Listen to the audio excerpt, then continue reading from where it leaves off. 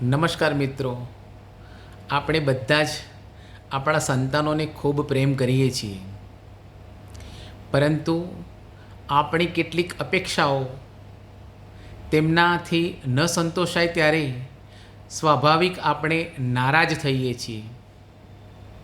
આપણું સંતાન હંમેશા સફળ થાય તેવા જ આપણા પ્રયત્નો અને આશા હોય. ક્યારેક મિત્રો આપણે તેને સફળ બનાવવા માટે થોડુંક દમનકારી વલણ અપનાવીએ છીએ અને સાચા અર્થમાં તેનું ઘડતર થતું અટકી જાય છે. માત્ર પરીક્ષાઓ પાસ કરીને કે કોઈ સારી નોકરી ઝડપથી મેળવી લઈને સંતાનો સફળ થઈ જાય છે તેવું માનવું ભૂલ ભરેલું છે. કારણ કે એવી મેળવેલી જે સફળતા હોય છે તેવા સફળ વ્યક્તિઓ પોતાનો જીવનનો અંત અકાળે લાવી દે છે તેના દાખલા છે. જેથી કરીને તમારું સંતાન જો તમારા કહ્યામાં હોય, તેની તમારે કોઈ ચિંતા કરવાની ના હોય, એની એવી કોઈ ખોટી જીદ ના હોય, તો આપણે એની પાછળ લાગેલા રહેવું જોઈએ નહીં.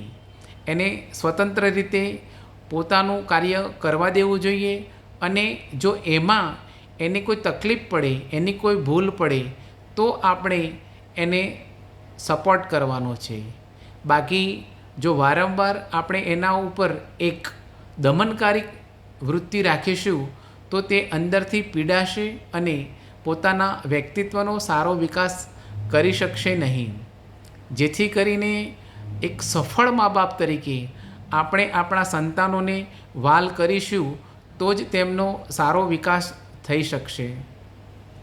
આપણે સૌ જાણીએ છીએ કે દંપતીઓ જ્યારે સંતાનો નથી હોતા ત્યારે કેવા વલખા મારે છે, અને સંતાન થયા પછી જો આપણે આવું જ કરવાના હોય તો નિસંતાન શું ખોટા હતા.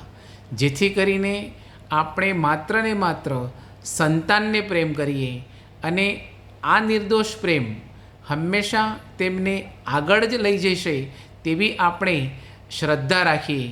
કારણ કે જીવનમાં શ્રદ્ધા જ ખૂબ મહત્ત્વનો ભાગ ભજવે છે.